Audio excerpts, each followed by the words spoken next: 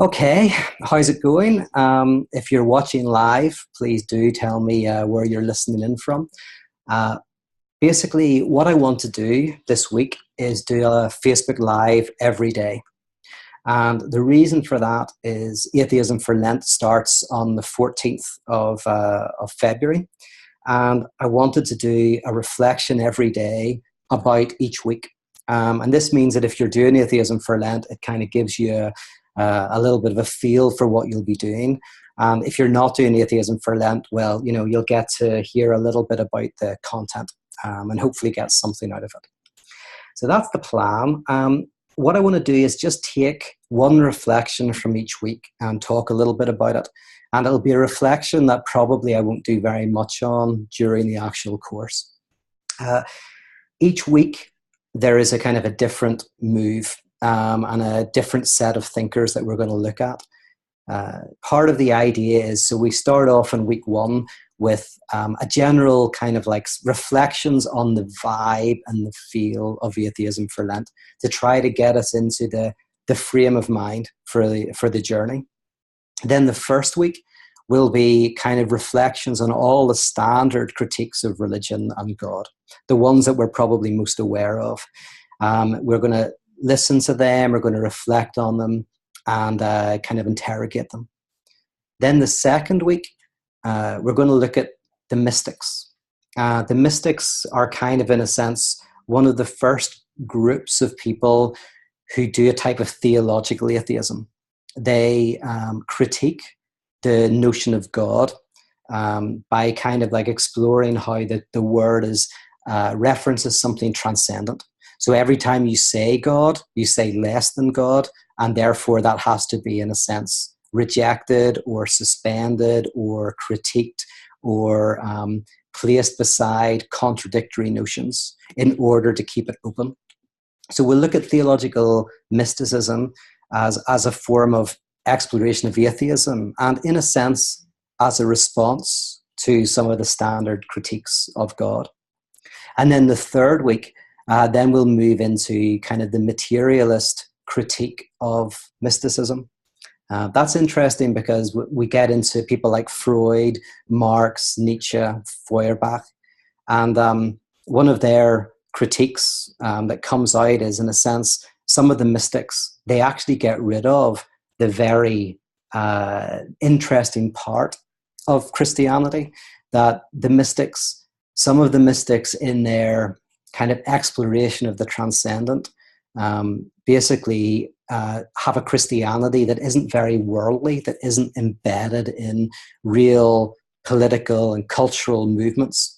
And so, someone like Feuerbach, he comes in and he says, well, you know what, the mystics, maybe they're right and maybe they've got something, but what's really interesting to me, as Feuerbach says, as a radical materialist, is he says that there is something in the scriptures that's very earthy, and that actually, he says, the truth of theology is anthropology, that the idea is we actually see that in our exploration of God, we're really exploring what it means to be human, and the truth of theology is materialism, is engaging with the earth and with our neighbor and embracing love. And so they do this critique of mysticism. Then after that, in week 4, we will look at some existential theology that takes seriously the kind of materialists and explores a notion of theology that takes seriously the mystics, but also takes seriously the critique of the mystics. And then the week after that, we look at contemporary theological atheism, some of the contemporary thinkers and people who I've been influenced by. And then finally, at the very end, there's some reflections on what this kind of theological engagement with atheism looks like in practice, in terms of music, in terms of art, in terms of liturgy. So that's kind of like the broad sweep of the journey over 40 days. And I just want to start with the very first reflection that if you're doing Atheism for Lent, you'll get. And it is actually from this little known comic called Knight and Squire, right? Which my friend Jay Baker put me onto, because I'm not a big comic book guy. But he told me about it, and I had to buy it and find out more. Basically, Knight and Squire are kind of like a British version of Batman and Robin.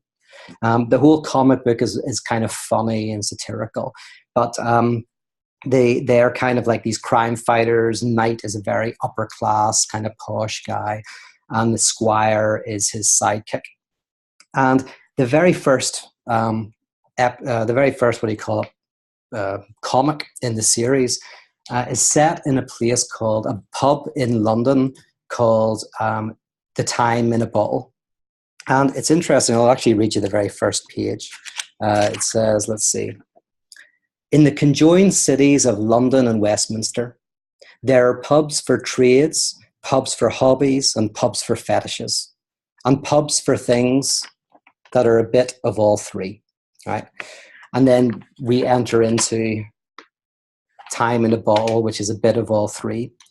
And what it is it's a regular pub in London, but on a Thursday night, all of the superheroes and all of the supervillains meet. They go for a drink. Or they don't all go there, but they can. So a lot of the superheroes, a lot of the supervillains from London and from the UK go there. And there is a truce spell on the pub. So, and it's because there's a statue of Merlin up in the attic. And this means that there's no fights. You go in there, you have a pint, you talk about your week. You might be sitting beside your greatest enemy. But for those few hours, there's nothing you can do. So you just kind of chat. And then when you leave the pub, you will magically appear somewhere in London. So you can't like trail people, you can't kind of fight outside the bar, right? And this has been going on for centuries. I think the pub was there from the 16th century. And what's interesting about this is, of course, these superheroes and these supervillains are fighting all the time, and they've got all of their conflicts. But on a Thursday night, they go, they have a pint, they play darts together, and they talk about their lives. Now, it's funny because all the superheroes, a lot of them are very weird.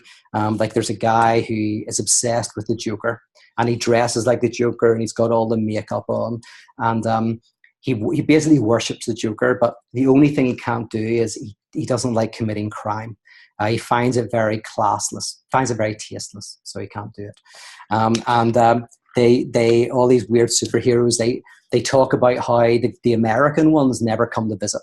You know, like Superman never comes to the pub. Like, why not? Like, so they're all like a little bit jealous of the very cool superheroes in America. And the idea is there's one guy in particular who he comes into the pub and he's dressed in this outfit. I forget what he's called, the Shrek, I think. And he introduces himself as a villain. And, you know, Squire says, so you're a villain, right? And he says, well, I think I am. He says, I joined a website for villains, and, you know, I'm testing the water, right? And so they show him around the pub. And they talk about how in this pub, famously, the Martians had a meeting with the British Parliament to not only invade Britain, but also to invade other countries. Also, there was, what else happened there? I'm trying to, oh yeah. Let's see. Oh yeah, where the Church of Blood of England came to announce that they would only sacrifice virgins metaphorically and no longer literally. And so these various kind of like truces famously have been made in this pub, Time in a Bottle. And the reason why this is the first reflection on atheism for Lent is, you know, very simple. It's that atheism for Lent kind of has Merlin's spell over it. Atheism and theism are often seen as enemies, and they often battle in a very bloody way. But over atheism for Lent, there's a truce, and we're entering into a space where those positions can listen to each other, can engage with each other, hopefully in a productive way. And just as in Time in a Bottle, creating that space actually is of benefit to both sides. and kind of truces are made, and things happen, relationships are formed. In the same way, Atheism for Lent is a little bit like this pub in London and Westminster called Time in a Bottle. It's a place where we're not, the whole point of it is not that we're going to argue what's right or what's wrong or anything like that. But for this 40 days, we're just going to bracket that out, and we're going to listen to whatever we read. And one week, some people will really resonate with the stuff, and they'll be like, oh, I would totally agree with this stuff. And then maybe the next week, they'll be like, oh, no, I really disagree with that stuff. But the idea is we kind of like, that's important. And just as in Knight and Squire, it's like all these battles happen. They all happen outside the pub. But there is a space once a week where it doesn't happen. And so Atheism for Lent is like a space once a year where that doesn't happen. And instead, we allow ourselves to be disturbed and decentered by the things that we read, the comic books we look at, the things that we hear, the art that we're going to look at, the music that we'll listen to. We allow it to do something to us. Because the thing about agreement and disagreement is that agreement and disagreement sounds great. It sounds like if you agree and disagree, it's like you're critically thinking. But it's not really like that. Whenever you agree or disagree, what you're doing is you're taking what you hear and you're putting it in one of two boxes. So if you like it, you put it in the box of agreement. And if you don't like it, you put it in the box of disagreement, which is fine. But in university, you're taught, and in philosophy, you're taught to try to not agree or disagree with the material straight away, but to allow it to challenge you and to allow it to break those boxes that you hold and that you have. So Time in a Bottle is a little reflection, just a fun little reflection from a kind of cool comic book of the type of space that we're attempting to create. So I'm going to see if you've got any questions or comments. See if any of you have read Knight and Squire. I think a couple of people said that. Sounds a bit like Deadpool. Yeah, it's kind of got that kind of funny, humorous edge to it, and there's some great lines in it. I don't know if I'll be able to find one, but yeah, like the villains are great. There's a villains who are called the First 11, and they're if you can see that, they look like a cricket squad, and it says they're a crime cartel with branches in India, Australia, and the West Indies, but they've never caught on in America for some reason. So yeah, so you've got very weird and strange kind of like heroes and villains.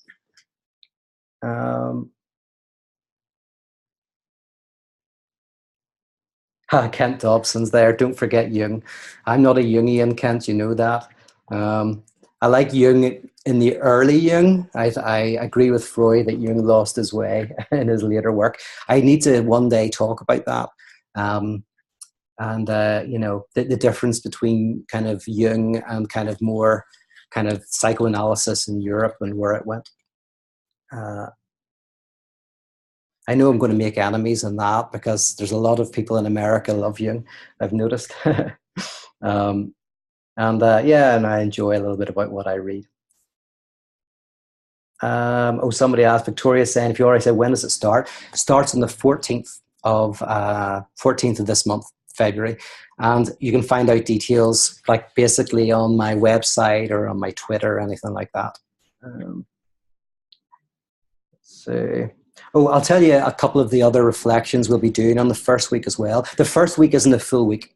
So it's really just a getting into something. I'm going to actually give everybody the script to the movie Making Love, the short film, which should only take about 15, 20 minutes to read. It's a script. Scripts are easy to read. But that's what I'm going to primarily concentrate on in the seminar that I give. Because there's something in what I'm trying to do in that script that captures the heart of Atheism for Lent. So we'll have that reflection. We're also going to have a musical composition by Gorecki, who's a Polish composer, which is very, very beautiful. And I'm trying to think what the last reflection is. Knight and Squire, Gorecki, the Making Love script.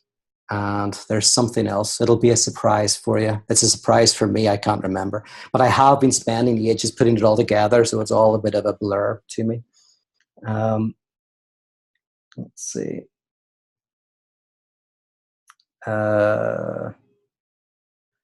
Rebecca is saying, "Oh, my calendar to sign up." Great. Good on you. All right. Well, listen, I'm going to, as I say, jump in every day and just give a very short reflection like this. Might be 10 minutes, might be 20 minutes, just taking one of the things. So next week, it's going to be the traditional critiques, but I'm trying to take good ones. There's a really good one called The Invisible Gardener. It's a parable.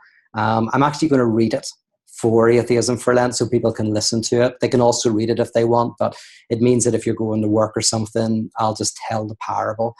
So I think probably tomorrow I'll talk a little bit about that. So if you want to look it up, it's called The Invisible Gardener, and it's by Anthony Flew. Oh, might not be by Anthony Flew. He's the one who made it famous. I've got to double check on that, whether he borrowed it from somebody else. I've got a feeling he did. So we'll probably do that one and maybe do something else. And then we'll take it from there. So thanks very much for checking in, and I'll talk to you all again tomorrow. Bye.